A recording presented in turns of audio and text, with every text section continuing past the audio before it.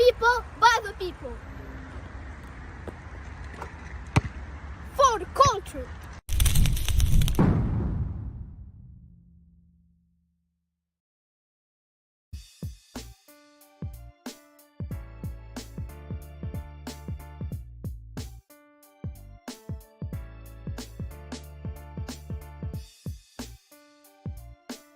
Peace, Jumbo. Welcome to the VITAL HOOPS Podcast, right here on Black Power Media, Reloaded. My name is Fernando Cardenas, aka International XB. I am your host. This is episode 69. Once again, we have a very special guest. Our guest is joining us live from Lomé, Togo. He calls himself, first and foremost, an African. He's an artist/activist, a hip hopper, you know what I mean? A very dope MC. You know, he's an entrepreneur. He's definitely a Pan-Africanist. He is a member of the Pan-African League UMOJA, the same organization that I am a part of. Today's guest is my brother and comrade, Elom 20ce. Elom, welcome to the VITAL HOOPS Podcast. How you doing, my brother? I'm doing very well. What about you? I'm doing well, man. I'm happy to have you on the show. You know, it's been a long time waiting. We had to have you here, man. I appreciate you. I'm very happy. I'm very happy to be here too. No doubt, no doubt. Let's get right into it, man. I would like, you know, letting our audience know a little bit about yourself. I want you to talk about what it was like growing up. I believe you moved around a little bit from Togo to Benin, right? If I'm not mistaken, and then speak a little bit about that, how it was like growing up in the motherland, and how and when did you get into hip hop and hip hop culture? How did that become a part of your life? Thank you very much for the question. It's a bunch of questions, you know, it's a lot of things. So how to present myself is always very difficult to present oneself, you know. Yeah. So I know that I'm looking for something. What I don't really know, but I know that I have to search for something. So Yes. every day I'm just doing this work of searching, and I'm doing through art principally, through arts, and I like using different types of art. It's not just music. I started with music, with hip hop, but along, I went through cinema, fashion, yes, exhibition, etc. And also activism. Activism is very important. It's even in the core of my art, because when you are searching, you are facing things. And when you are facing things, you have to think. You have to go through things about thinking. And yes, it's not just, my point of view is not just by talking, it's not just by singing, it's also by acting. How you can, actions is very important in my art show. It's not just been thinking, not singing, but acting. So I think today I'm calling myself a knocker of the invisible. That's the way I perceive myself. Say that again. Say it again. A knocker of the invisible. You're looking to knock out the invisible. Okay. Yeah, or hidden the invisible. But I love knocking. Yeah, knocking out the invisible. Yeah. It's like I'm calling for something. When you're searching, you are calling to. And I think that you are looking for something sometimes at places where things are not. We love certain what we can see with our eyes, but we forget that, this universe is not just composed by what you can see with our eyes. There's so many things that eyes cannot see. And maybe this is the field that we can research to. So I think that's places where I'm doing my research. I have places in my head, I'm building things in my head. Maybe we cannot see with the eyes, but it's the imaginary. Mm-hmm. So I think I grew up in Lomé. I was born in 82, September 82, I was born in Lomé. But my parents were traveling a lot, Ghana and Benin. So I think I was moving Ghana, Benin, Togo, my year ages, So moving is something that is really, really part of my family's movement, moving from Togo to Ghana and Benin. So when I tell people that I'm not a Togolese, I just hold a Togolese passport. I'm perceiving myself as an African, or especially West African. I really mean it. I used to tell people that my mom was born in Côte d'Ivoire, in Trècheville, that my grandfather from my mother's side is a Yoruba man from Nigeria, Okay. Lome doing business, who met my grandmom from my mother's side, who is from Togo and Ghana, or the Tuba. Okay. The Tuban people are from Togo and Ghana, you know. Yeah, Ghana and yeah. Togo just become like clearly like a colonized country, Yeah. like country that were born from colonization, 1881 in Berlin. Sorry, not 1881, 1885, 1884, 1885. These people sit down and just draw things, and this ethnic group can just like that become Ghana and Togo. See? And yeah, so I think also that the fact that I've been moving, seeing myself, my body's moving from this country to each country, I can see the environment is the same, the people are looking the same. It's just that from here they will speak this language, the language are different. So I think when I was at university, like 20 years ago, something like that, I clearly see the vision that singing was something nice to talk about what we are thinking about, but I think it's very limited. At a certain point, I have to go to the field to work with people, to think The with people, grassroots. to organize, Yeah. to organize the people. And I think from then we started projects like activism. You know, art and activism is a fusion of art and activism in 2009, you know. We started with Thomas Sankara, and the idea was not to go do this in the cultural centers, but to go where the youth were, like in the bars here in Africa, you know, not bars in Europe, you know, bars, Semaki here, you know, like popular bars. Okay. Going there where people drink, where people talk, and you go and you screen a documentary of Thomas Sankara there, and then get people to talk, you know. Yeah. So was flipping the perspective as as the way Walter Rodney was doing it, you know, in his way. That's right. Yeah. We are doing in our own way. And I'm talking about that project because I think that project is always clear part of my artivism, how we can use art and touch the heart of the people, wake up our people, and also meeting our people, because artivism was born in Togo. We were moving, we go to Senegal, we go to Burkina Faso, we go to Benin, Porto, Ouida, Grand Popo, we go to Paris, you know, we go to some villages in Togo. So the fact of moving, like some people who believe that the African needs better life, or Africans needs better life. Sorry, I was talking a lot, you know, because I'm happy to be here and to share all these stories too, because I love it. This also is part of the art sharing. Absolutely, man. Without a doubt, man. Listen, I love the fact that you mentioned Walter Rodney, man, you know, because Walter Rodney also spoke a lot about the importance of identifying as an African.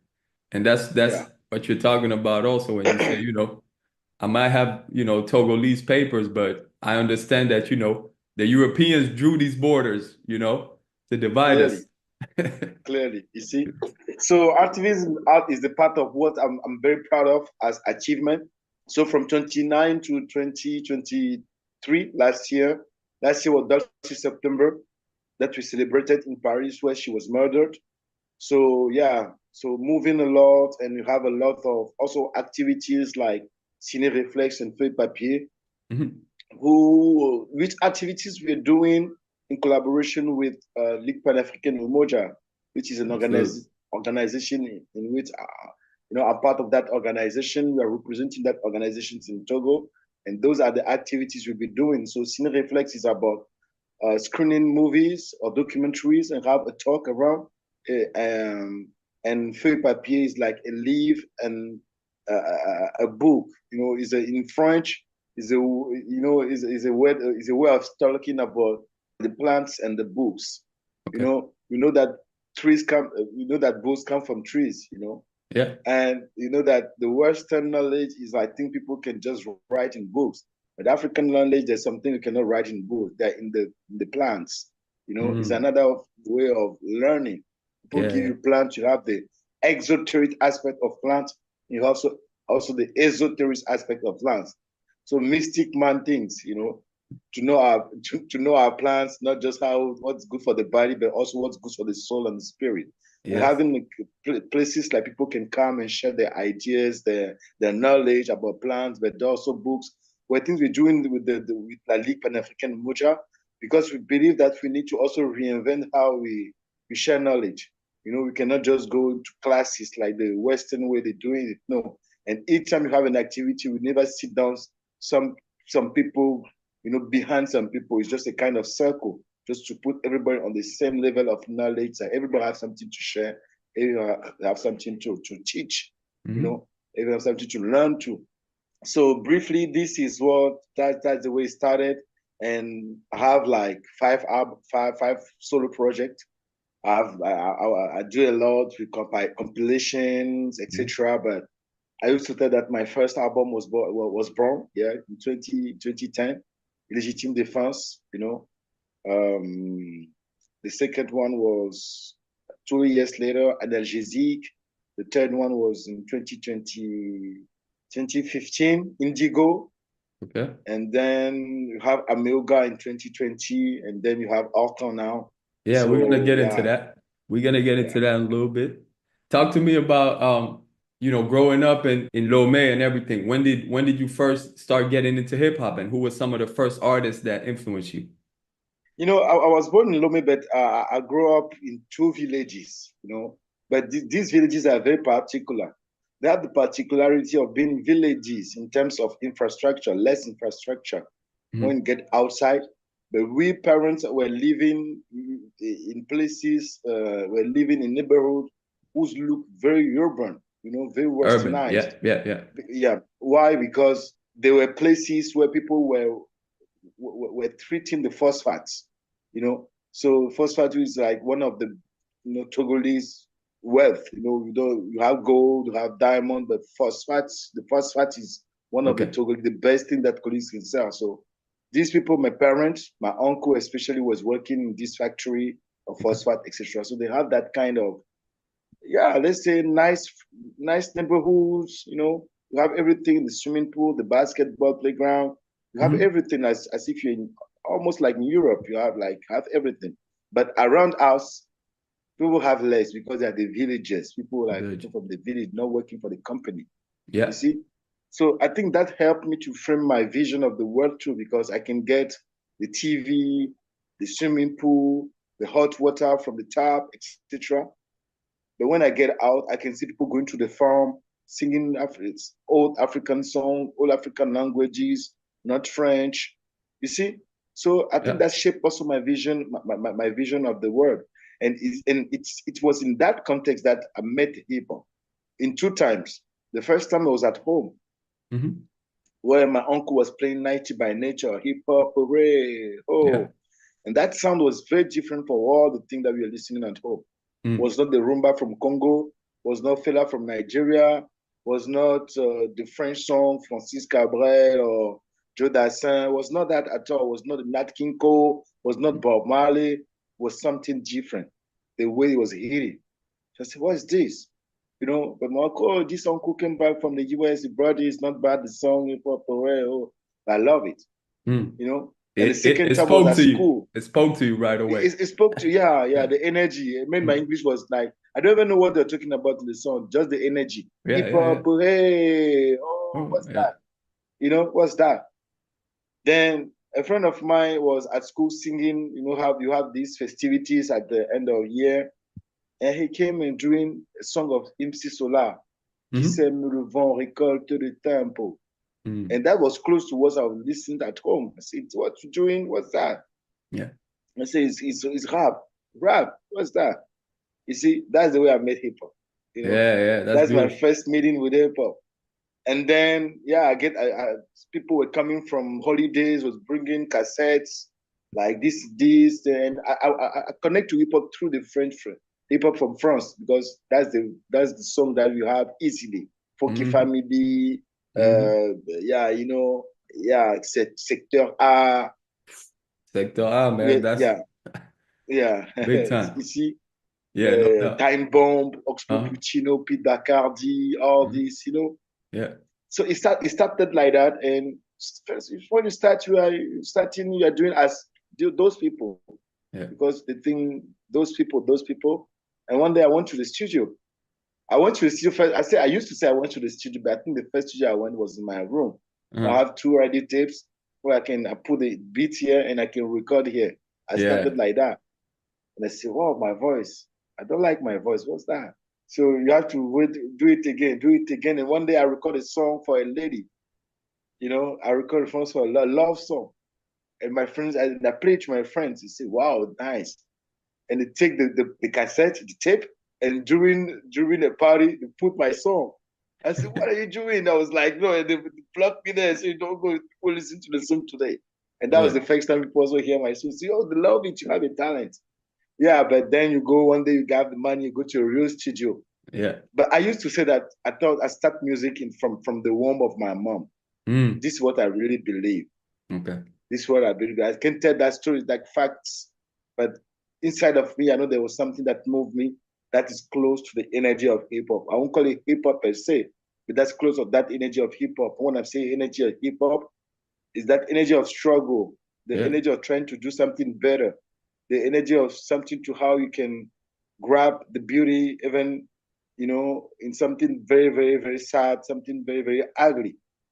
That energy of, whoa, we can do something, of waking up, So I think there's something that is moving me from the beginning. And hip hop helps me to maybe channel it in a certain way through the different, today I'm an entrepreneur, I have my own brand because I love that hip hop is part of the hip hop. That's right. The love, having fun, respect, also those codes as like the way of life. Also hip hop, respect yourself, take care of your body. That's right. It's hip hop. At least all this positive aspect of the hip hop. I won't say negative aspect because I don't think there's negative aspect. But I don't also want to hide the fact that around me I saw people that died because of hip hop, because they thought hip hop was something like that you have to get high all the time, you have to drink like this, you have to show that you're tough with a gun, and all these, etc., etc. I don't want to hide that aspect too. Those are the aspects of, those are the aspects that were pushed by the industry, and I like to say, those are pushed by the industry and not the culture. The essence of the culture is about, peace, love, unity, and positivity and struggle, struggle for our people. But definitely you're right. It has been a lot of negative things have infiltrated mostly the mainstream rap, and it definitely influences our people. So that's the thing. And even right now in our countries, when you do a quick statistics about what people are talking about in rap songs, or what they call rap songs today, you see, this is not the hip hop at our time we were listening. Hip hop saved my life. Hip hop helped me to go and read books. Hip hop make me to think about things. Push me to be a better person. You have to be better. Stickman and Dead Press, they saved my life. Those people, M1, they saved my life. The album Let's Get Free. I was at the university and I heard this, what is this? I stopped going to university at a certain point. I was going to class, because I just wanted us to read books and stay at home and read books instead of going and sitting down there, because I was not getting what they're teaching me. Because I got people like La Rumeur in France. I used to say that it's because of La Rumeur or the Frères de Soledad, Soledad Brothers of George Jackson. I heard about them through their fanzine, etc. So hip hop helped me to open my mind. I was in Togo, I was even in a village, but hip hop gave me that connection to the world that people around the world are shouting for something better than what we are living, going through. So I think that's a little bit my story with hip hop. That's heavy, brother. That's heavy, and I'm also, we're about the same generation. And like you said, I also started recording my first tracks with, cassettes at home, me and my cousin, I remember we used to, and you had to get the whole song, if you make a mistake, you got to start over the whole shit. You have to do a one-shot thing. So, one shot, man. You know what I mean? We train to be one-shot people. We don't have there's no many lines, just one line. You have to go straight. Right. That's right. You got to get it done. That shape the skills. That shape the skills, because that you have to be Yo, everything had to be there in the one You gotta shot. be sharp. You gotta Yeah, be sharp. Yeah. yeah, yeah. That's also why these days a lot of new artists they can't do live shows because they're used to cutting their Yeah, verses all the time. I remember yeah. when I started rapping, it was, my brother, rest in peace, Professor K. He's the one that taught me, how to, count bars and all of these things. And he used to tell me like when we're recording, I want you to do your whole verse. You can't just cut because people were already starting to cut their verses, this and that. He used to tell me, nah, get your whole verse in. What you got 16 bars, record them. You don't do it right, Yeah, start over. You know what I'm saying? Like, come on, yeah, let's yeah, let's get it right. So, but you mentioned the sectora, and I had a chance to recently go see the Neg Marron. Neg Marron, for those of you yeah, who yeah. don't know, for the listeners who don't know, they're also another legendary hip hop crew from France. Neg Marron means the Maroons. And shout out to my brother Timur. He's a sound engineer, so he was on tour with them. He was engineering for them, Yeah. the Neg Marron. And so they just did a show. It was really dope, man. So it's good to see the brothers are still going, still doing their thing and spitting positive, conscious hip hop, still Great, out there great, with us. Let's get into great. let's get into Pan-Africanism, man. It's an honor to be a comrade, both of us in the Pan-African League UMOJA. Like you said, I also consider myself an artivist. I use that word a lot too, arts and Yeah. activism, when did you start understanding the importance of Pan-Africanism, and when did you link up with the League UMOJA? First of all, as I was saying it, I think I grew up in Pan-Africanism.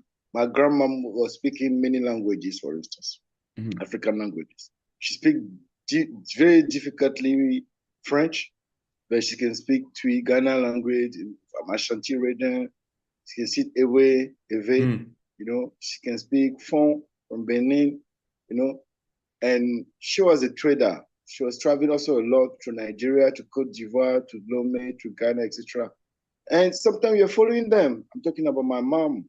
My brothers and sisters were following her to go Mhm. to Benin, to go. And I think at that time I was living something Pan-African without knowing it.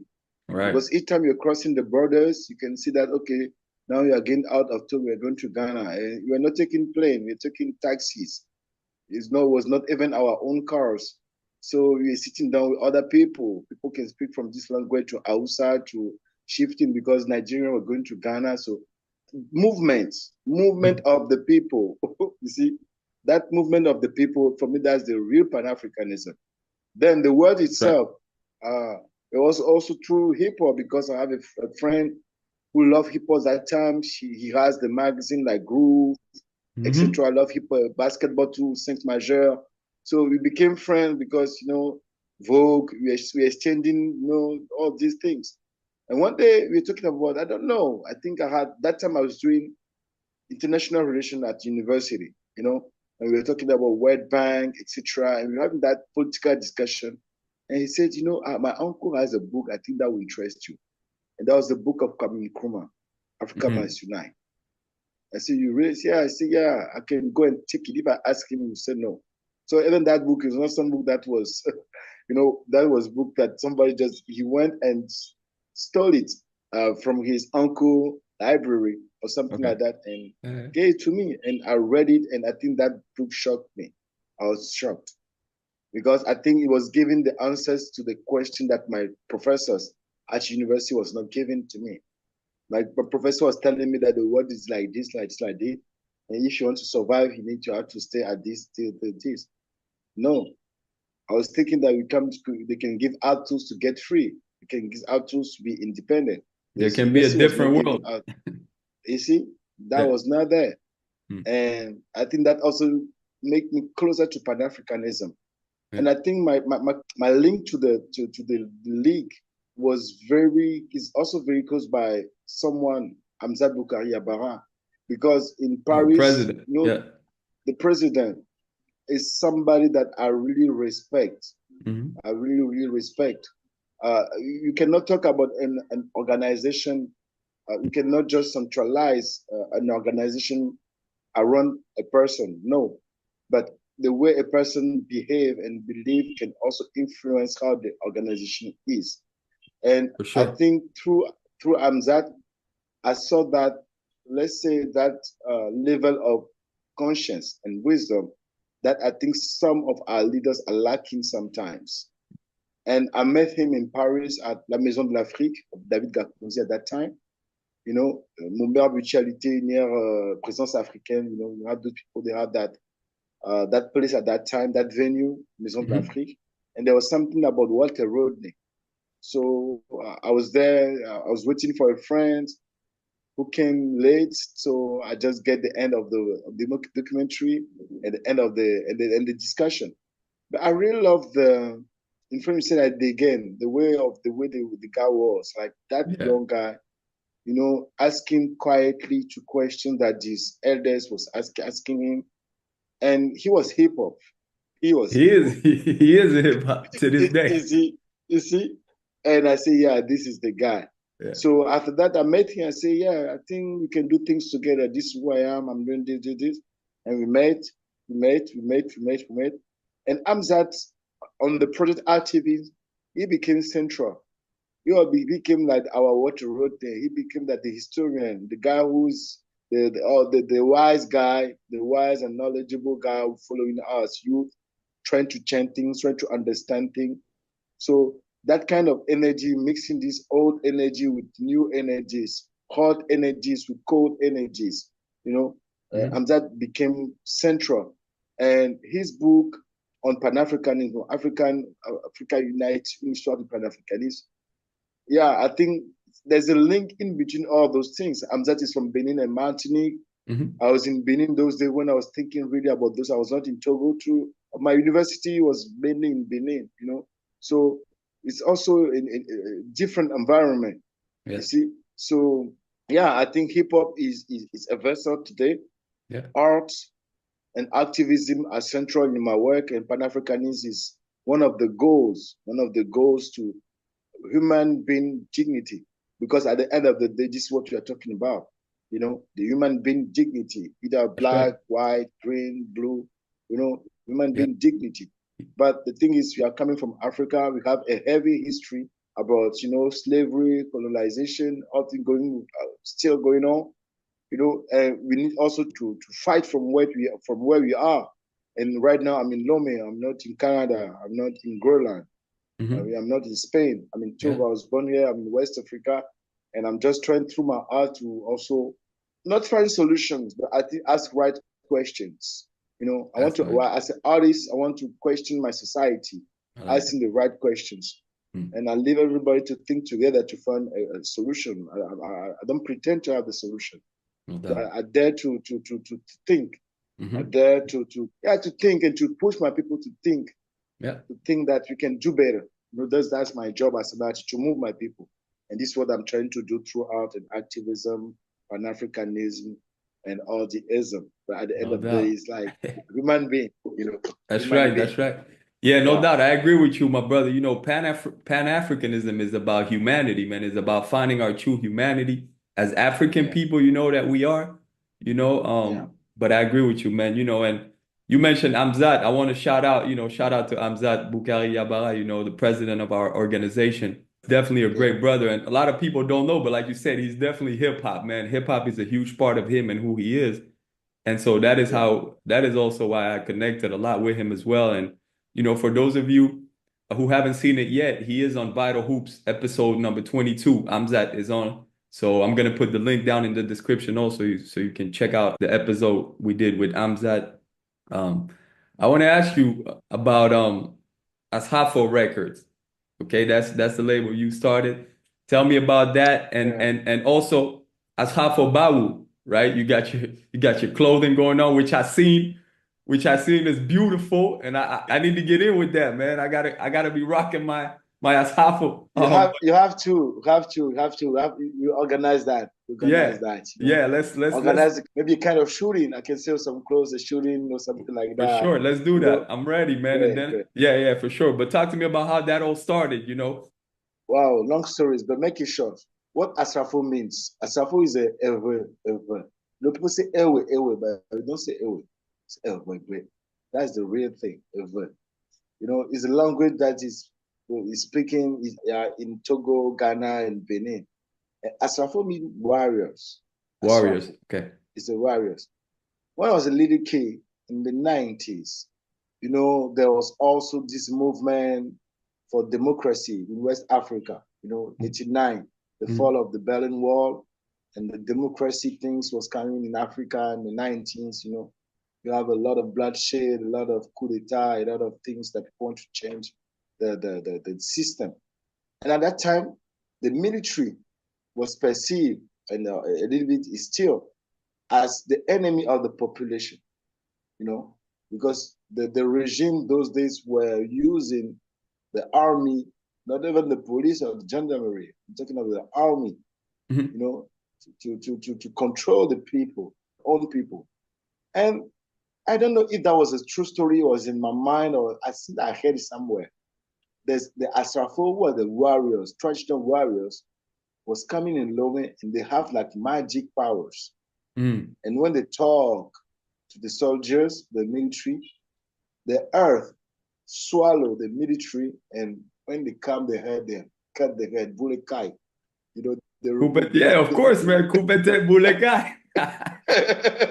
They remove their head, And as a kid, that was like in my head, was like, wow. I don't know if it was my head, maybe in my head, Yeah. But I can see that maybe they have powers like even send you bees, for instance, like instead of fighting you, they can fight you spiritually. So behind Asrafo records, there was Asrafo. There's that image of warriors, but who don't just use like modern weapons. We use like weapons of the spirit to fight you. Okay. You see? I get you. And the records come when I start singing and people say, oh, wow, Elom, what you're doing is nice, but you have to change your lyrics because it's too political. People don't like that. You have to go and do a good song. Yeah. Go and check your beer, remove that thing, braid your hair, come and sing good love songs, etc. And I can see more and more that people say, "Oh, what you do is nice, but what you do is nice." But and I think I understand that these people, they love what I was doing. They cannot do it because maybe sometimes they just fear. But this is what I have to do. But I cannot do it by counting on them. I have to do it by my own. And I know that also, if you want to go quickly, you go alone. But if you want to go far, you have to go with people, your together. people. So That's so the idea of having a label. So maybe one day I can help also some people, or not just help you, or just do things with other people, but under our own label, like independence. When we're talking about being independent, we also about our own structure to set up structures that we can, be a little bit independent, because, when you know the music industry, you understand that you are not totally independent, when you get into it. But at least nobody's telling me what I can sing. Nobody's telling me what I can produce my music. So that's the way Asrafo Records was born, And Asrafo Bawu means clothes in a way. Clothes, as the clothes of the warriors. That's the brand. So then I was thinking about how my warrior can wear. I think fashion is very important in our culture. It is, yeah. That's part of hip hop. It's part of hip hop culture. And your clothes is dope, man. I love it. I love what you got going on over there, man. Thanks, bro. I went through the catalogs and everything. Obviously, I'm gonna put some links down in the description so everybody can check it out. Great. For me, a clothes is not just a clothes. It's also your energy. The color you are putting in your body says something about who you are. You see? And I think we as Africans, Black people especially, you have a problem with our image. People tell that you are ugly, our nose are big, our head are this, our mouth are this, our skin are this, our hair are this. So we have a problem of our own image. So having a brand where I can tell my people that, toutes ces richesses sont all these wealth are ours. We are wealthy people. See our brands, see our fabrics, and I'm trying to use African fabrics, things that are locally produced, you see. And you see that all these are here. We are beautiful people. Why people say you're ugly? See our culture. See our this. We say hip hop is in our culture. It's before the hip hop. Who can text an Ashanti King swag? Who in the world? Tell me. We right. culture can text an Ashanti swag. No, Mm. from the head to the neck to the gold is all everywhere, and the kente is even kind of waving gold. Our kentes, our traditions, like you are waving the gold. You see, so I don't want to remember our people that we are beautiful. Our culture is beautiful. Right. There's some many bad things around us. As a hip hop artist, I can talk about them, but I want to remember you that you are above this. You are beautiful than that. You are bigger than this. You are bigger than that. So that's the way Asrafo was born. And Asrafo became like a passion because I was starting traveling and documenting African textile. And we say, wow, what are you talking about? Armani, Louis Vuitton, etc. I'm not against them. I'm not against them. I'm just giving some examples of fashion brand that our people use and love to wear. Yeah. You see? And sometimes we just have good things in our traditional there. And for instance, when Dior start using kente, our own people start this like kente. Oh, you have kente, you are proud of kente. Why are you waiting for Dior to do something with kente before you are proud of a kente? Our Ashoke, our Bogolan, our this and that. And also for me, working with textile is a certain way of waving our cultures and waving our different cultures. When you go to Niger, they're talking about Kanta.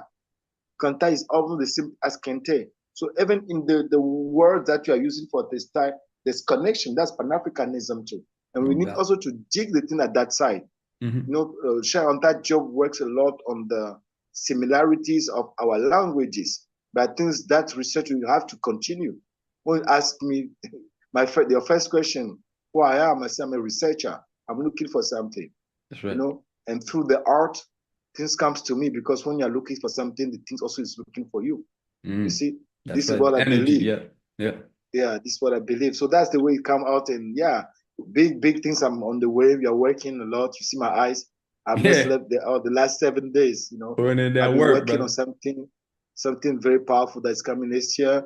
And also linked to the textile, to all this, So when I have a movie, for instance, I'm thinking about what the characters will be wearing. So directly I'm thinking about Asrafo, what kind of textile, what kind of shape. Right. You see? So that the music, what the ambience I want to play. I want it to be dark, I want it to be now. So what kind of musician I'm calling to create that music. You see? So what I want to say, what's the story I'm telling? I'm a storyteller. Yeah, I can start that. I'm a storyteller. I'm telling stories. So what the story I'm telling on these images? So how I can mix the image, the sounds, what you thought, the textile, and now on my project Autumn, I'm involving on stage even the food, because the food also is the art, culinary art. That's right. The taste. What you eat also is saying something about who you are and the things you're putting in your body. Absolutely. Right now I'm drinking some baobab, sugar baobab, some baobab things. So see, I don't want to do any the baobab. So that's good, that's man. the energy also I'm putting in my body. That's right. So that's also art. So it is. I don't want to have limit these days. I don't want to have any kind of limit. I don't want to go from rap to talking, to spoken word, to singing, to jamming. You see, or even be silent. I don't want to have any kind of limit at I won't say at my age, because it's not really kind of age, but in my experience, I want to push the borders. I want to no limit. No limit. I like that, man. Listen, that it makes sense, man. We are African people, and we need to let our creativity flow, without a doubt. On a worldwide level. That's how it is. Yeah, man. And as we struggle for liberation, we gotta get creative. We gotta get creative with it. Listen, as far as you, man, when I first discovered your music, when I was at the beginning, when I got into the Pan-African League UMOJA, I started listening to your track. I loved it, man, from the beginning. Your style, brother, as an MC is powerful, and even your music choice. I love that. I love I've heard, I think, most of your albums. But talk to me about the new one and this new project, hors temps, which means out of time. You left rapping to the side and you're more of like a spoken word vibe. You have a pianist with you, Kamaru, respect. He does a great job, man. It's amazing. It sounds really good. Yeah. I love it. I love the vibe as well. Talk to me a little bit about that project, man. What inspired you to get that going? You know, when I was about to release that project, I was seeing people say you move from rap to spoken word. And I was like a little bit confused. Like I don't even like the word slam in French. I don't like that word. I hear you. Because when it started over here, people were trying to do like the slam people, the spoken word people are cool people, and the rap people are violent, are this and that. So I was never pushed to be like to switch from something to something. But I think that album itself is just a coincidence. It never meant to be in the album. Kamara was here, like I'm at home, like this. He came to me. We were talking, discussion, and said, let's go to the studio and do something. That's the way it comes out. Organically. Say, Elom, there's nothing. Say, Elom, there's nothing. We have not prepared anything. What should we go do? Say, let's do and get the vibe. So I think on that project, I was in a position where I would like to talk to my people. It's not spoken word. I'm talking to my people. I'm tired of singing to my people. I want to talk to them. Word, I hear that. And that period was a very difficult period for me, but not just me, to the whole world, because it was the COVID time 4 years ago. Yes. So I released my album on the 31st January 2020. Yeah, it's 2020. 2020, yeah. You see? And COVID came. So through everything was canceled. I was in Lome, like I have a new album and I cannot promote it. I cannot promote it. So I'm at home writing every night, every evening. I'm writing. And it's all that lyrics. I said, what am I doing with all these lyrics? I said, let's go to the studio with camera and see what you can do with that. My plan was not like going to an album. And one day I just come, let's try something like that. I was not sure that I can do it in one night. It's a project that is recorded in one night. Like, let's say in 4 or 5 hours. I say one night, but no, it's like 4 or 5 hours. Or even 2 hours, or even 2 hours, I don't even know. I just do bam, bam, next, one shot. You're talking about one shot. One shot. If there's mistake, I'm not correcting it. Let's go. Because life is also about mistakes. That's right. Life is not something that's just fluid. No. At 42 now, I can tell my young people that life is not just something simple. Yeah. And we also need to acknowledge our faults, our mistakes, errors to move on. That's the message of that album too. And what I'm saying is very heavy. Sometimes the hip hop thing, the rap thing, sometimes heavy thing, people can miss it because it's too fast for them. And I know that I have my poetry, if I can call that way, is a lot of images. I'm writing hieroglyphs. That's the way I perceive my writing. Yes. It's like even our language is like that. Our language is images. So I wrote a lot of images. So sometimes like I'm putting images. It's too much for people. Sometimes who are not hip hop. Yeah. And I don't want just to have talk to hip hop fans. They don't catch all the punchlines. Yeah, you're right. Yeah, sometimes. So by speaking slowly or by talking to my people, and also the way the project is recorded, because I record also the behind the scene, like how we're creating. You can listen to us talking about the choice of the sound, the choice of the instrument, the way I want it to be sound. When I'm asking my pianist, imagine that Herbie Hancock, they give him one of our African foods based on maize and based on palava sauce, for instance. Say, yeah, Herbie Hancock, eat it. Now play the sound you have in your mouth, play the taste you have in your mouth. And so, hello, how can I do that? I say, yeah, just image. You see, all these creative aspects. So for me, it's not just an album. It's also a way of people to show less. You can do things with less. We can do powerful things with less. And we cannot be ready for the liberation. We cannot just say that you want one day will come. You have to create it. You have to invent it. It will not be perfect, but at least it will come with something new. So for me, that thing, I'll call it rhythm and roots. I'm not calling it slam or thing. If people say, what that starts the rhythm and roots. I like that. Yeah. Because I'm coming from, people talk about hip hop, but people's coming from Africa. We are storytellers. Without a doubt. Our grandparents, our ancestors with teachings, knowledge through storytelling. That's right. Yeah, fairy tales, etc. All the elements. What we're doing. All the elements are coming from the motherland. Like you said, the hieroglyphics, everything. that mystical poetry. My thing is mystical poetry. This is what I'm doing. It's mystical poetry. It's not just words. It's not just words. It's vibe too, because it's vibe. Language is a vibe. Language is an imaginary. This is what is there. And I think the best way of putting it out was like in that format, not the format that people knew already about Elom 20ce, like the hip hop, that boom bap thing. I have to come with something new, you know. And what also helps me to take that risk, because it is a risk to know as an MC, boom bap MC coming with kind of that project, is that I have a new album or new albums already who's are boom bap that are there. But I'm saying to myself, no, I have to let this thing out, because I know it will touch other people than just hip hop fans. That's right. Yeah. But at the same time, I don't do it for them. It comes that way. It's natural. It comes that way. Yeah. I'm not denying it. If you get into it, you can get another aspect of who I am. Like those people thinking that, you know, I know that in Togo, especially, you know, Lome, I have that image of this guy who is very, very angry, you know, that hip hop guy, all angry against the system, etc. But I love laughing. I love laughing. I can say I'm a kind of motherfucker in terms of like, let's have fun. Let's have a good time. Yeah, without a doubt. Let's have a good time. And when I'm in studio, I'm having fun. I'm very serious when the verse started. But before and after that, I'm laughing. Man. And I think this is also what I discovered about myself, because I was not even meaning of recording all the interlude. But when along the thing, I tell the guy, I think you should record those things. And he was laughing. Oh, Elom, I know you are starting recording already. You know, and the author is also my relationship with my pianist. That guy who don't know those texts at all and never take one of these lyrics and reading them. No.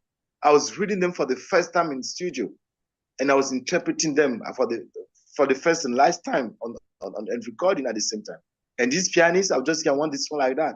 This album is also a way for me to thank some musicians that influenced me, like Franklin Boukaka.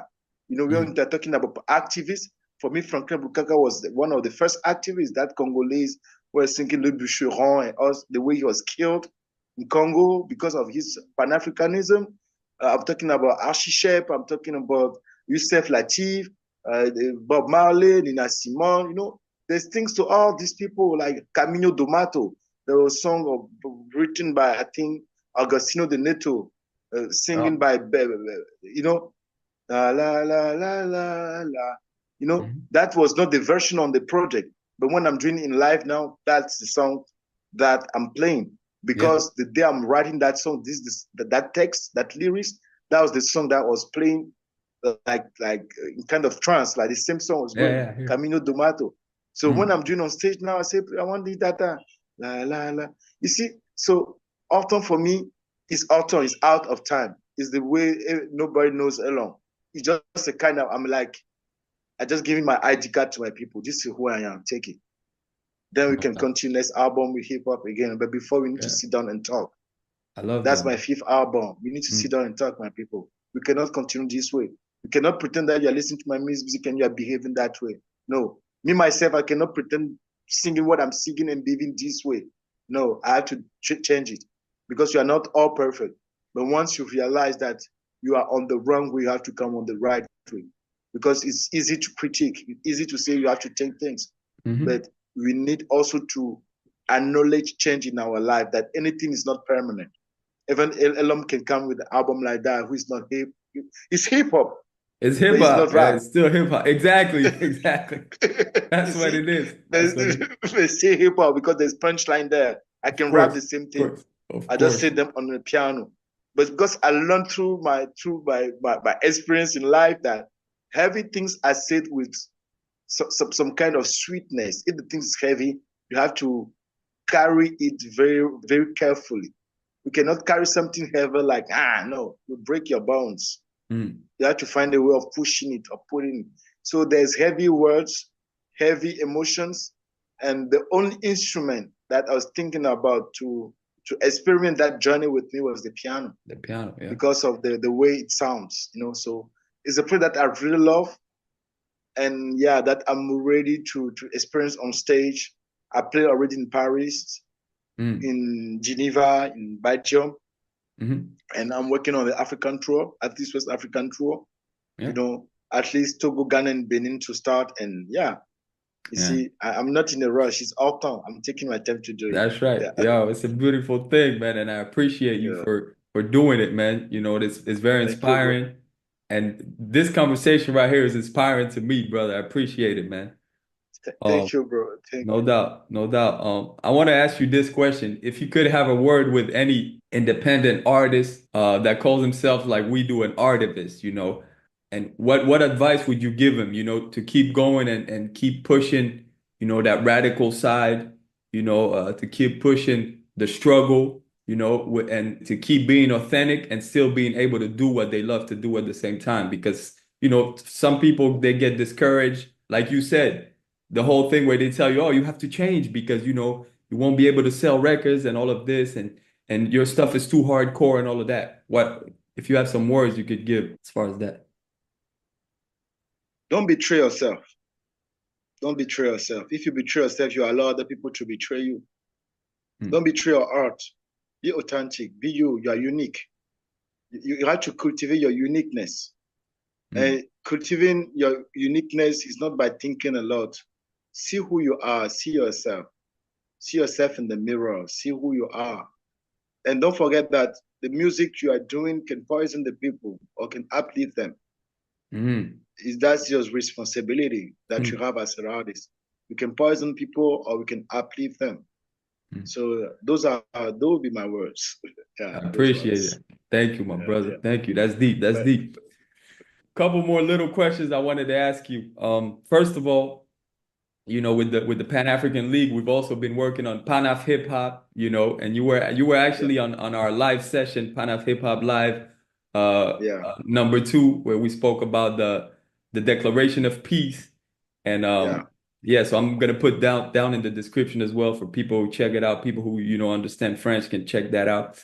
But we're looking forward to having you, you know, for this second edition, having you come through live. You know what I'm saying? It's going to be, you know, we've been working hard. What do you think about that, about what's going on with Panaf Hip Hop, you know, and the importance of bringing that together? I think, you know, today I was talking with 2 young rappers who are my assistant.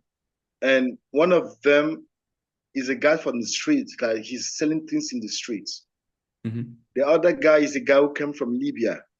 You know, he lived in Libya, Togolese guy who grew up and lived in Libya and who came back before what's going on in Libya, you know. And we're talking about hip hop because there are 2 rappers, very good rappers. And I was talking about 2 albums. The first album was Sticky Fingers. I think it's the autobiography of Kerry. And that album started like a kind of movie. You know, it started even with the song of like a movie. And the second album is Kerswan and Marley Mark, the hip hop lives, I think. I think when I'm saying that hip hop saved my life, it gave me the opportunity to see what I was capable of, and also what I was capable of in both senses, like in the right way or in the bad way. And I think the music I will listen to, the lyrics I was searching, like, because those days English, you have to go and check the lyrics, you know, to check to get the sense of the thing. To get everything, helped me just to shape my mind and think differently. So I think when talking about that project, I'm thinking about education. Right. We need to educate the youth. We need to take time with the youth to show them things. Listen to this album. Listen to this. Because sometimes we think that they know because we went there already. They don't know. They don't. Yeah. They don't know. I'm telling you, that guy, like, you know, forget about doing an album. You know, the previous question is still resonating in me. So I'm trying to respond to the new question, but also still respond to the other question about if I have something to tell to the youth. Because I'm realizing that, okay, I don't know who is watching this. It's not just you and I. And maybe people need to hear those things so that I'm sharing with this youth. But through also the education, you know, and especially our youth today, you have TikTok, you have Facebook, you have a lot of information, but the right information, it seems like almost not there. You see, because there's a flood of information. Yeah. And having a project like Panaf Hip Hop is something that is organized well so that the youth especially can understand the music they're enjoying today, at least the roots of the music they're understanding today. Because we say in Ewe, you know, you have to use the old rope to wave the new rope. So transmission is a question of transmission. If you don't teach the youth, they won't know who will teach them. The TV won't teach them. The school system won't teach them. The internet or TikTok account won't teach them. BFM won't teach them. You know, those all channels won't teach them. So we need to know what we are looking for, what our needs to our young generation is to teach them like, okay, hip hop is about this, about that. And I was playing that song of Male Male carries on. He needs to know is the forms of intelligence. Should be hip means to be updated and relevant. You know? That's right. I was translating the lyrics to the youth. He said, wow, send me this album, send me this album. But this guy, he's my assistant. But most of the time we work like I was on a shooting the whole week, so you have to prepare the costume to places, you know. Yeah. I'm working with these youth people, but they never listen to that album. It's just because you have that conversation. I said, listen to this, listen to this. Yeah. You see, and sometimes they can tell you, but I think in our young generation, go and listen to this. So it's not just me learning or teaching. I'm learning from them too. It's not just me. It's a kind of transmission. It goes both sides. Yeah, both sides.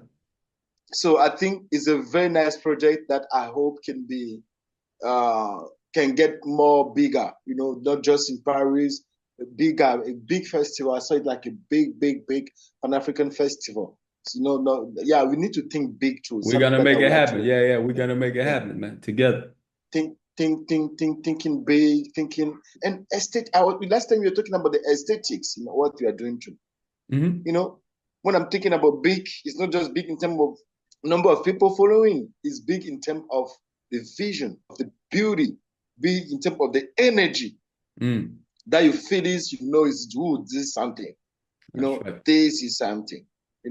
So this is what I would like. I'm trying just also to cultivate in the young people, telling that it's possible. See my story, because yes, in Togo today, I know that I'm considered as, this guy is making it. He said no to these people, but he's making it. He's not rich maybe in terms of money. That's the reason why I saw the album Ameuga, the last one. Ameuga means human beings have more values than material things. Ameuga. But when you think Ameuga, it doesn't mean that you are a poor person. It's because you are rich that you know that human beings have more values than material things. That's the biggest wealth. So I'm there. I think it's a nice project, and I'll do my best to support, because I think it's a very, very nice project. Yeah. Appreciate that, my brother. Before I let you go, man, I appreciate your time, man. If you can, like you said, there's a lot of times the youth today is learning from TikTok and Instagram and all of this, these short clips. So what we try to do on the VITAL HOOPS podcast is give book recommendations, because we understand it's important to go back to the books, sometimes to get that knowledge. You can't get everything on a 30-second clip, So if you have any book recommendations, man, for the listeners, it could be one or two books, that you think are important. We know there's a lot, but I have a small library here. Yes. So maybe I can go through and pick one or two. This one, first of all, Journal du Congo. Okay. This one, because in the preface of this book, Che Guevara says something. The introduction. He starts by this: Ceci est l'histoire d'un échec. This is a story of a failure. I really love that part in this book, and I would like to say it to our people. Yeah. Let me check. Avertissement. Ceci est l'histoire d'un échec. On y retrouve des détails anecdotiques propres au récit de guerre, mais aussi des messages nuancés et critiques. Car je considère que ce récit n'aura d'importance que dans la mesure où il permettra de mettre en lumière une série d'expériences utiles à d'autres mouvements révolutionnaires. Then, at that time, when I got that, yeah, wow, this was powerful. That's heavy. Journal of the Congo. Yeah. Journal of the Congo. Yeah. Secondly, I'll put this one, Quand l'Afrique, Joseph Ki-Zerobo. It's very simple to read. It's an interview. Okay. You know? That's and beautiful. on my album Autant, there's a title called Nan Lara Ansara. If you sleep, you are dead. It's coming from this book. So also reading also influenced my writings. For sure. And you have all this collection of setim, because when I'm talking about activism, I was like, activism is about people who we need to know. So that project is a documentary. We do projection of documentary, discussion with Amzat and a show. And I think this collection also helped me to know who it was. We did something on Meji Ben Baka. We have not done Kwame Nkrumah yet, but we are planning. We did Umyobe, Sheranta Diop, you know. So I think this collection of setim, people can get it. You have Julius Nyerere. It's very short, you know, small books. They can learn a lot from them, you know. That's great, yeah. And we're talking about Amzat, you know, so this one. Oh yeah, Africa Unite. Africa Unite. That's Oh, you have the old cover, man. That's a beautiful one. I want to get that one. I have the new version. Frère Elom with the dédicace. Yeah, beautiful. 10 years now that Amzat, you know. 2014, Amzat. You see, so this is a major book. That's a beautiful. Maybe if I can finish with one, which is not in this library, is a book of African wisdom. Okay, African wisdom. That African wisdom, like Vie, enseignement de Tierno, Boka. Okay. It's an old book that I've read that helped me to understand that life is about what you give and what you take. Yeah. Life is about what you give and what you take. So be careful about what you are giving and be careful about what you take. Because you are what you are giving and what you're taking. That's so right. I think these are the books that I can share like this. I have not thought a lot about the question. These are the books that are around me, you know, so I just take 1, 2, and 3. But there's a bunch of books there. There's a bunch of books there, you know. I hear that. That's important. That's key, man. That's key. Elom, thank you, my brother. Listen, before you go, can you please tell the listeners where they can check you out, like your website, your social media, all of that? We're gonna put it down in the description, but can you let them know? So the name is Elom 20ce, like ELOM 20ce. You know, that's the code. You put it everywhere, you get it. I'm on Facebook, I'm on Twitter, I'm on Instagram. I think I'm very active on Instagram. My website is there, elom20ce.com. You go there, you have the information. The new album is there, it's Autant. It's like Out of Time. It's not just rap. It's more than hip hop. You know, it's ancestral chemistry through poetry. Brah. That's right. That's right. I like that. You got a couple videos already. I see you got Law. You know, the love always wins. I love that. Love always wins. Yeah. You have Titre, trouver. You have Nan Lara Ansara. Titre, trouver. I love it because in that video, I wish you go and watch that video. You have the biggest, you know, graffiti wall in Africa in the video. I just walked by with a bicycle, that wall that is in Benin, in Cotonou.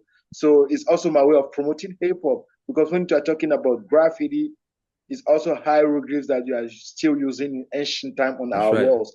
So painting walls is not something that is coming from the US. These people from the Bronx, from Harlem, etc., just manifest an ancient civilization that they are bringing against, you know. So I love the fact that in Africa, people start looking at hip hop not just as something coming from abroad, but also something they can link to our culture, and that world is just amazing. So without going to Cotonou through that video, you can visit that wall. So just for that, just go be curious. Go and watch that video. Yeah, so I'm gonna put YouTube channel. I'm gonna put the link down in the description for sure for everybody to check that one out, man.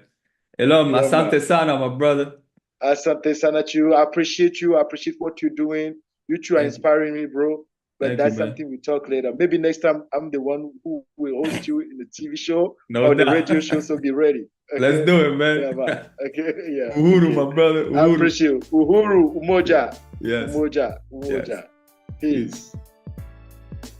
All right. We give thanks to the brother Elom 20ce. If you enjoyed this the way I did, please support, like, share, subscribe, leave a comment. If you can, join the Patreon, support through PayPal. All the info is down in the description. Also, there is a bunch of links down in the description. As I mentioned throughout the show, we spoke about Panaf hip hop, Amzat Boukari-Yabara, the president of our organization. We, of course, spoke about Elom's, catalog, his work, his recent album. There's going to be a few links down there for you to check out and enjoy. Once again, thank you for watching. Thank you for listening. Vital Hoops, for the people, by the people, for the culture. Uhuru.